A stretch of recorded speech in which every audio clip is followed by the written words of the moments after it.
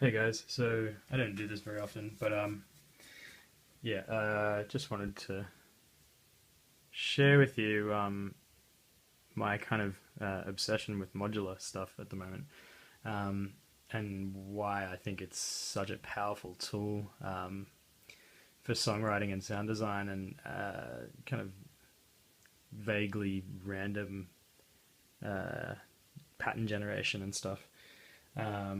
And how that can then kind of lead to ideas that are less random and kind of more ordered and stuff. Um, I've just got this session going. This is only like a couple of hours in to this, but I'll show you the patch.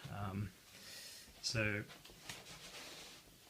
I've got an Arturia beat step here, and this is just doing just some note and gate CV um, just out here. That's just USB power. Just goes straight to the power thing here. So the gate and the CV, the volt per octave CV go into this mult and get split off to various places. This whole patch is just one oscillator. The braids. This oscillator is just doing LFO rate stuff. It's not audible. So I'll show you the pattern, and basically the idea of this whole thing, this is kind of something I'm doing quite a lot of at the moment, is kind of starting off with a goal in mind with the patch, but as far as note input and rhythm, it's pretty much totally random. And I'll kind of show you how that works. So on the sequencer here, you've got 2 rows of 8, and if the pad is on, the note plays. If the pad's off, it doesn't play. And the knobs here, these encoders set the pitch for each pad, and you can set it to a scale or whatever. At the moment it's just set to a minor, natural minor scale. So I just pretty much smashed a bunch of pads and tweaked pitches at random, paying some attention to the root, so you can transpose the whole pattern with this guy, as well as changing the tempo. So I transposed it up and down until the root, was at, I think I'm in E for this, but that's just purely so I don't have to go doing crazy pitch changes once I've recorded into Ableton. So anyway, random pitch stuff, whatever. Here it is. This is kind of the pretty dry initial pattern. Let's get some more level. So, there's some pretty basic volume, pretty basic VCA modulation from the ADSR here. The channel 2 of that ADSR is doing filter stuff, which is also pretty basic. There's nothing really special going on here. It's a pretty straightforward patch. There's nothing interesting about it at all, really, right now. It's just some shitty, boring pattern. All of the interesting stuff happens when you start to add some kind of controlled randomness, I guess. So this Dreadbox modulator, and hidden in here this Synth rant, are both putting out control voltages that are unclocked, and the rand obviously is putting out completely random voltages. And those are being actually summed in this mixer here with the gate from the sequencer. So by changing the levels on the mixer there, I can kind of control who is designating when notes play and the combination of those control voltages. So at the moment, what we're hearing there, that very boring pattern, is just the sequencer. But if I start to dial in some CV from the rand and from the modulator, note triggering starts to become far more sporadic and random. So I'll show you.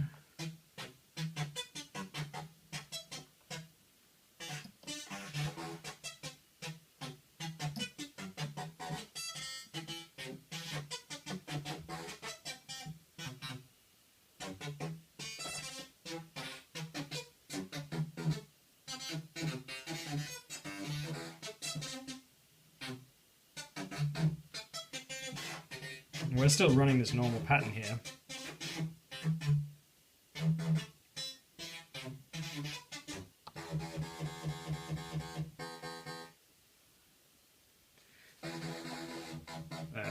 that's going to continue to trigger if I don't turn that up or down. So anyway, so that's basically the pattern, and you can then, obviously jam out on any number of parameters here. So I recorded in a big jam playing with a few things like the filter envelope, so doing stuff like I'll start the sequence again and I'll show you a couple of the little things that I was playing with.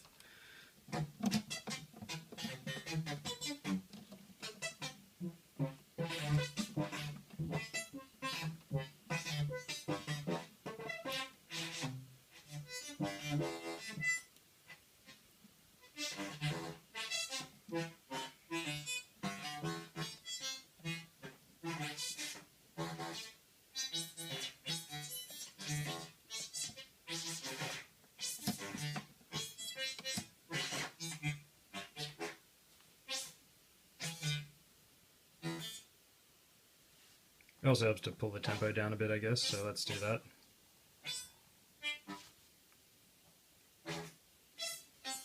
So, still, not sounding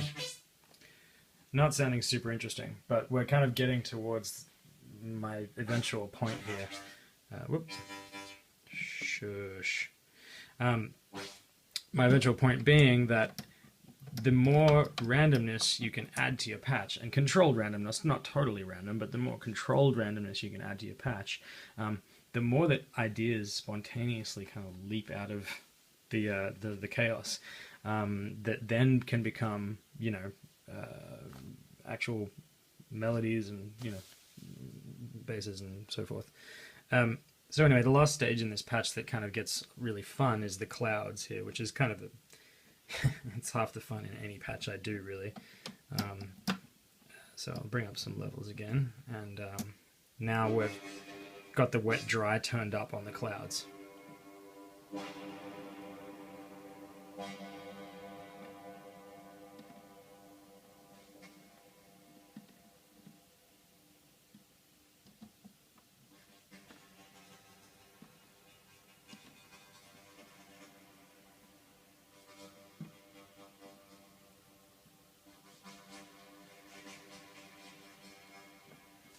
Turn that up a little.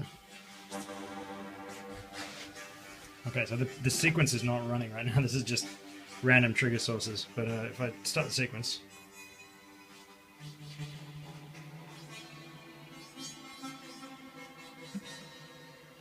just pull this LFO rate down slightly.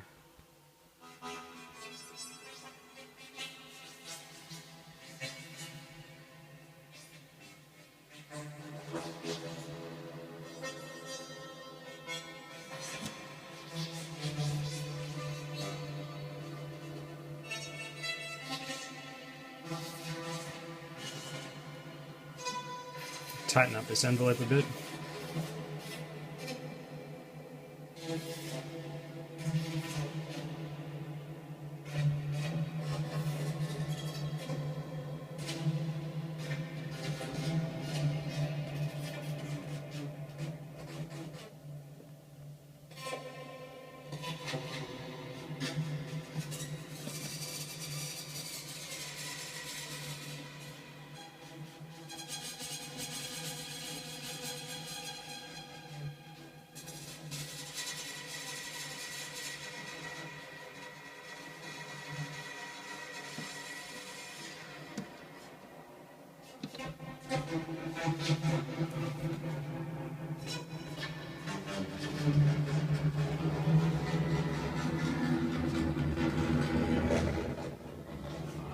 So that's enough of that. And so, you record these jams in and then spend probably too long editing. So the first jam that I got out of that patch sounds kind of like this.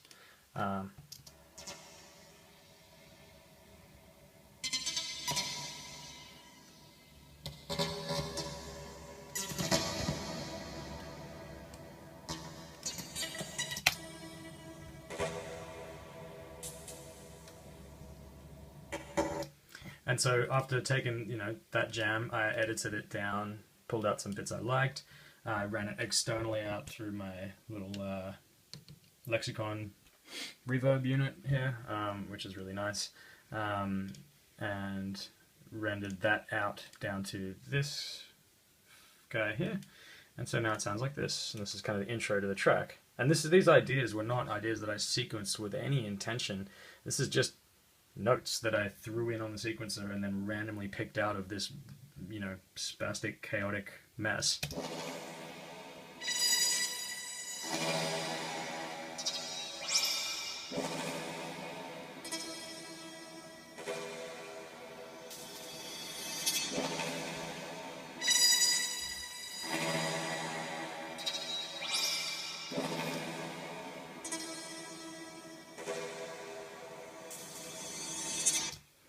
And then, you know, that repeats for a little while. And there's another jam as well, which is a little more normal, like less use of the clouds. Oh, that's a little loud.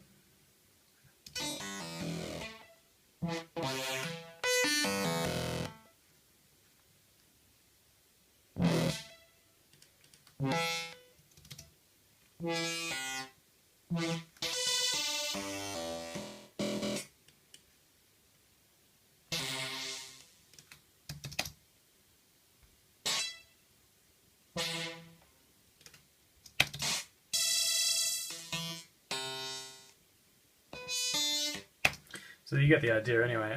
So that bit then actually just, again, like totally through randomness. And I think during this jam I was also adjusting the pitches on some of those, the sequencer on the knobs there. So there are a few notes that weren't in the first jam, but you know, after a little bit of editing and again running through the lexicon and some compression and stereo processing, then we came up with this little lead.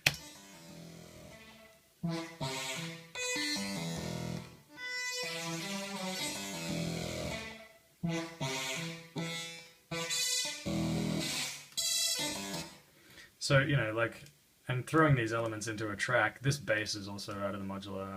Oh no, it's not, sorry, that's an operator. Some of these, I think, these audio ones, yeah, but from a previous jam. But yeah, before you know it, there's an idea and a track growing out of this, you know, this weird little random jam.